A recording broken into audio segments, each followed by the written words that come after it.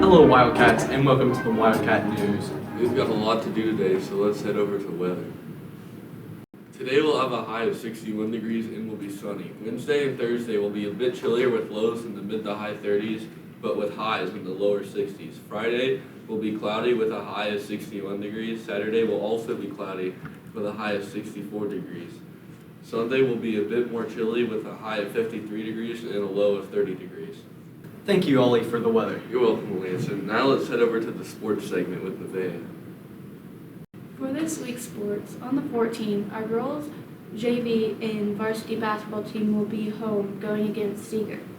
JV starts at 6 p.m. and varsity starts at 7:30. On the 16th, our swimming team will be away going against South Putnam at 6 p.m. Also, our girls basketball team will be home going against Attica. JV starts at 6 p.m. and varsity starts at 7:30. Then, on the 17th, our boys varsity team will be having a scrimmage at 6 p.m. at home.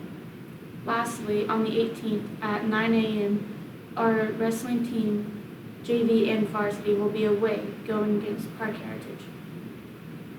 I hope our teams win. We'll win, trust me. Anyways, over to Matthew for our science fact. Hello, I'm Matthew, and I'm here with your science fact of the week. Did you know that grasshoppers have ears on their stomach, and isn't that strange? Well, thanks for the information, Matthew. Now we head to Bree for faculty feature. This week, I interviewed Mrs. McMullen and I asked her a few questions. I asked her what she did before she worked here, and she said she worked as an English and science teacher at the middle school for 15 years. And before that, she worked at Eli Lilly and in Michigan with her environmental health science degree. The next question I asked is what she would change about SV, and she said she would like to see more students and a greater student diversity participating in extracurricular activities. The final question I asked is what she likes about SB, and she replied with, "We have a great student body and a very caring and vested staff. Our students are respectful of staff and other students for the most part, and our staff is committed to making our school a safe, welcoming, and caring facility every day." Thank you for featuring our faculty, Bree. Now we go to a Lanston with shower thoughts. Why is the pizza box a square if the pizza is a circle and the slices are a triangle? I wonder what my dog named me. Your stomach probably thinks all potatoes are mashed. If the earth was flat, the edges would probably be a tourist attraction. Thank you, Lanston, for those shower thoughts. And now we'll head back to Lanston with a club feature. Today, we are featuring the National Honors Society. Miss Schmidt runs it. The National Honors Society is a national and international organization that was established in 1921. It was founded on the principle that high schools must be the wellspring of democracy, and anything that jeopardized it is just not a roadblock to education, but inimical to public welfare. The National Honor Society has an application process that starts in the spring. Once cumulative GPA is computed, students who have showed academic success, which is a GPA of 3.33 to a GPA of 3.5 or higher, are invited to apply for the organization. They must first show service to the community through volunteerism and community engagement. Finally, they must prove that they are of the highest character through providing references from faculty who know and have worked with them in the classroom.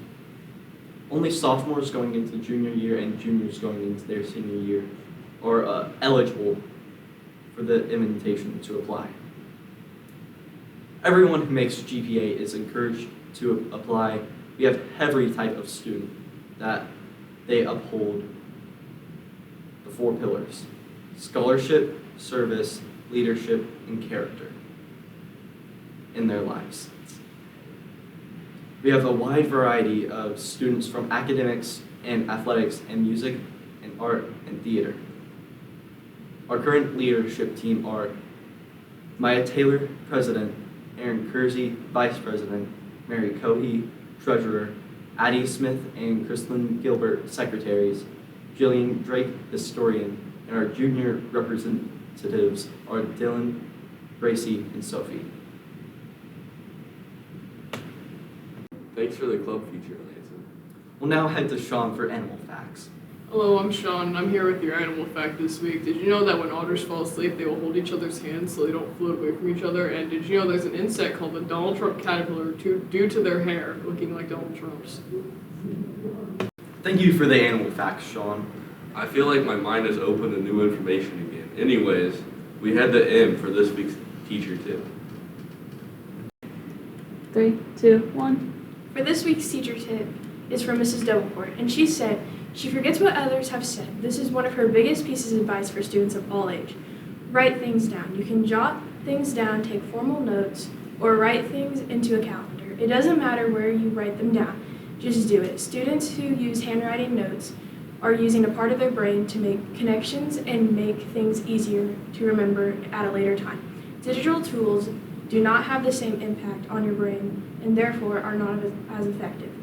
Want to save about 25% of your time while studying? Always take notes by hand.